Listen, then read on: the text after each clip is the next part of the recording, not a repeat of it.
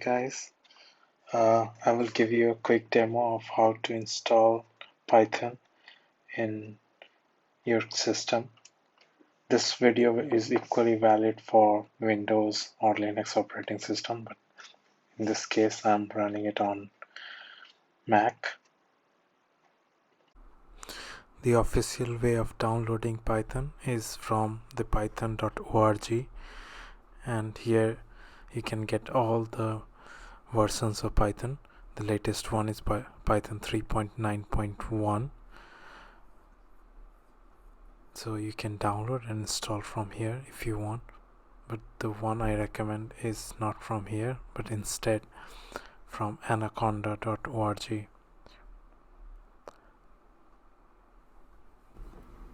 I'll put this link in the description below. Also, I do not recommend installing the full Anaconda because in general it's pretty large. You can see it's at least like 400-500 MBs depending on your operating system.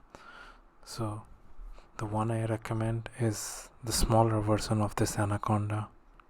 The one I recommend is Miniconda Install. So this is the smaller version of the Anaconda. It is still Anaconda, but it takes much less space. As you can see, this is like 57 MB. For Mac is 50 MB, so you save a lot of space, and if you need any other libraries you can simply install it. So you can either you can install this this bash file and go to install the Miniconda. We navigate to the downloads folder where we downloaded the Miniconda shell script, and we'll simply run it using the bash command. To install Miniconda, we execute the Miniconda script using bash. So it will ask a couple of questions. First, it will ask you to review the license.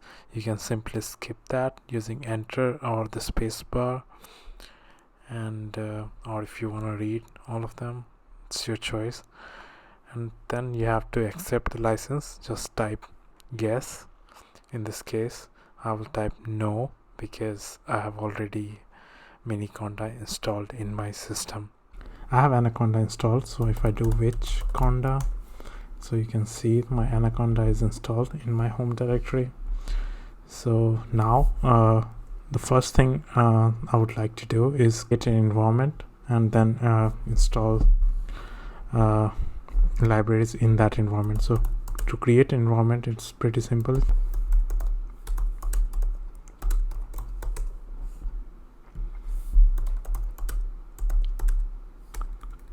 Okay, sorry. So it's not env, it's conda create -n, and then earth inversion, and then Python equal to 3.8. Yeah, so it should be able to install it.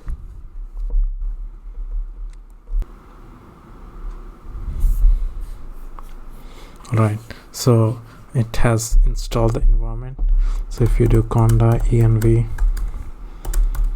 list, so you can see the environment we have just installed, which is earth inversion, and you can even see the location where it installed the environment. So all the environments are installed inside the env directory of the Miniconda. So to activate the environment, you simply have to type conda activate earth inversion, and there we go. Let me just clear the screen, and we are right now in the earth inversion environment. Now let's create a simple Python file.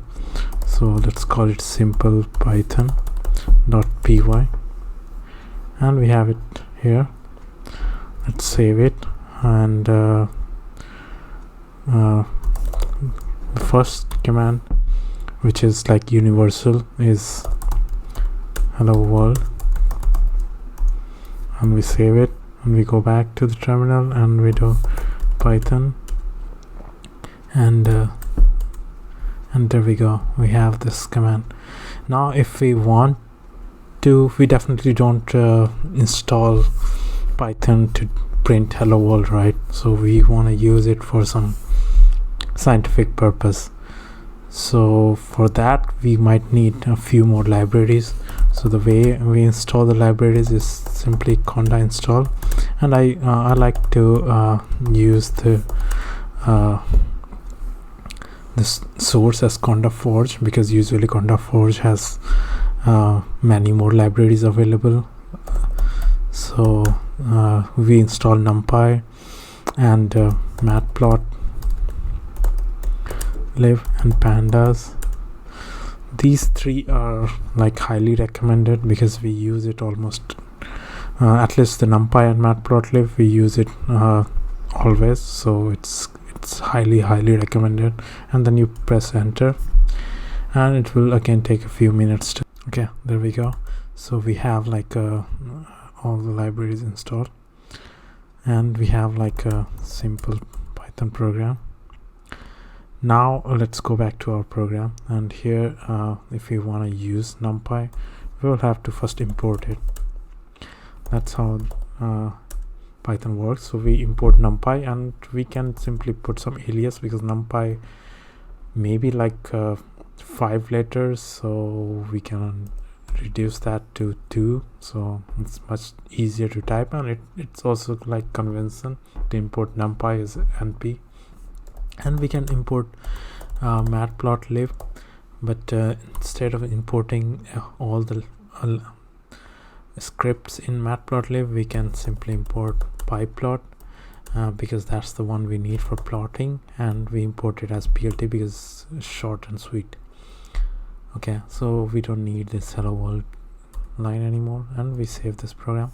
But if we run it now, like if we run this script, not this one, this, yeah, it will take a couple of seconds, and now we can simply run again this Python simple, and we have nothing because we didn't print anything, we just imported the libraries.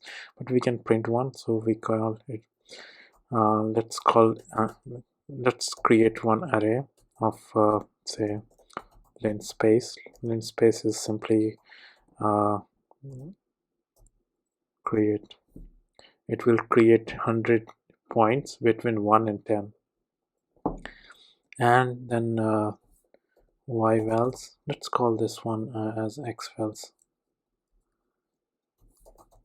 Okay, and then we have y vals, and y vals, let's make y vals is equal to x val to the power 2, and there we go, we have like 2 arrays.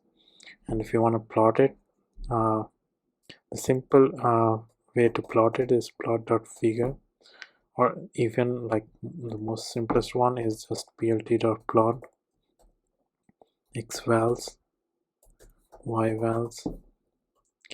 So this will plot it, but it will not show. So if we want to see what it plots, so we have to do like plt.show, and then we go back to the terminal again, and we run the script, and there we go, we have like this nice plot. But we can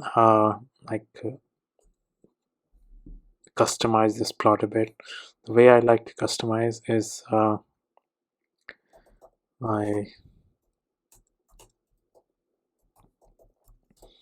this one I use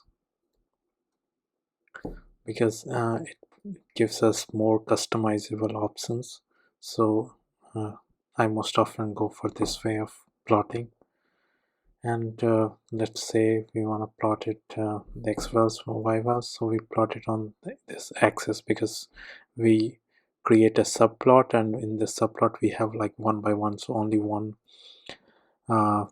sub column, so or sub row is, so we have only one axis in this case, so we just simply call ax, and on that axis we plot x val and y val, and then we simply do plt.show. So if we run this one, it will give us the same output. But why we did that? Because again, of course, we have a lot of customization. Like first one, you can see in this case we can set the figure size to be 10 by 6, and if we run this one again, now you see the figure size is changed.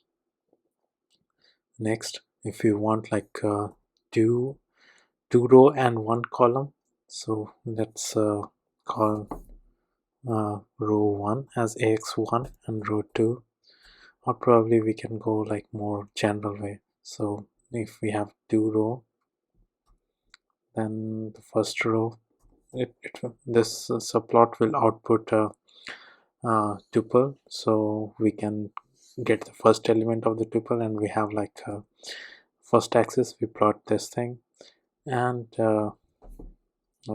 let's create another axis, and in the second axis, which is like second tuple. Okay, and then in Python the indexes start from 0 and it goes upwards. If you are coming from Matlab or somewhere, then you might be habituated of 1 2 3, but here it's like 0 and 1 and upwards. Okay, so let's make it this one a bit different.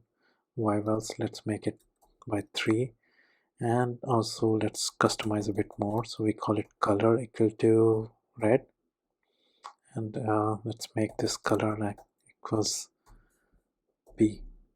So we have like red plot and the blue plot.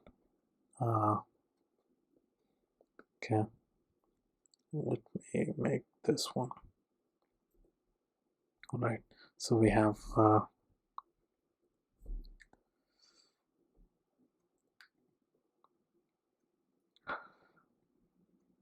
okay, so we have this plot subplot. We can add the axis title, so ax0 dot let's call x level axis 1, and we can call the y level as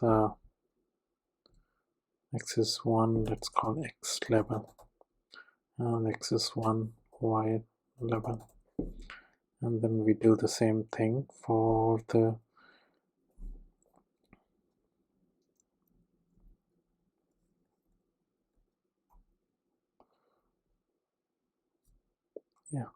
for the second axis. So we have this, and then we execute the command again. Of course, you cannot if you use like before, like PLT, not the subplots thing, then you can run it like that. But in this case, since we are using the axis, so we want to put the axis x level on the axis, not on the whole figure. So in this case, the way we deal with it is like set x level, and same we do for the y. We save it, and then we execute again, and there we go. We have like the x and y levels. We can also put the figure title, so we can here figure title would go over here, and set title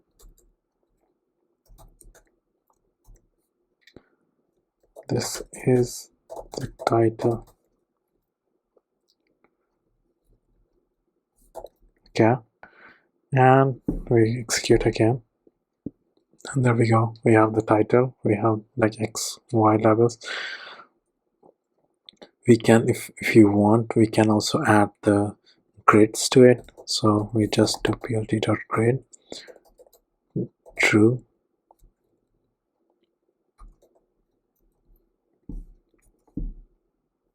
and we have the grid in the second one. We can also add that to the first one.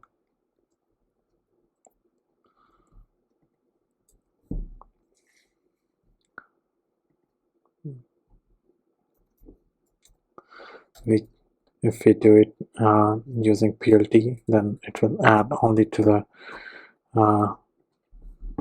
the last object of the figure axis, but we can, if you want to put the axis separately on different axis, so we do it like that when we run it, and we get the grids over the both subplots.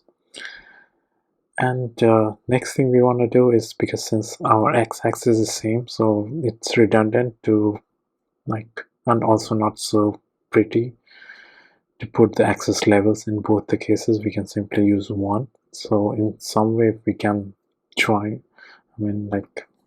connect these two axes, and it's very simple to do that using this subplots thing. So all we have to do is share x equal to true, and that's it. You can notice that it's removed, so maybe we don't want this level anymore, so we go and we comment this line, and we plot it again, and there we go. We have like much better looking plot.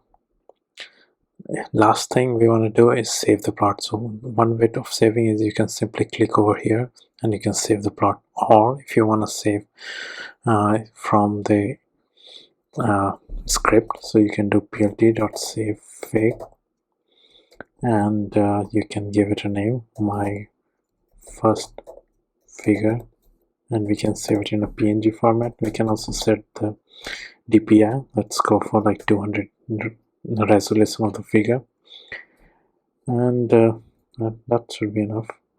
And probably we can also show, so let's do it. And there we go, this also is shown. And if we do ls my first fig, and you can see that this one is created now. So even like in Mac, I can open the figure simply by doing the open, and I get the figure over here. Okay, that's it guys. So this is a quick tutorial for installation of the Python and running your first Python script. Thank you.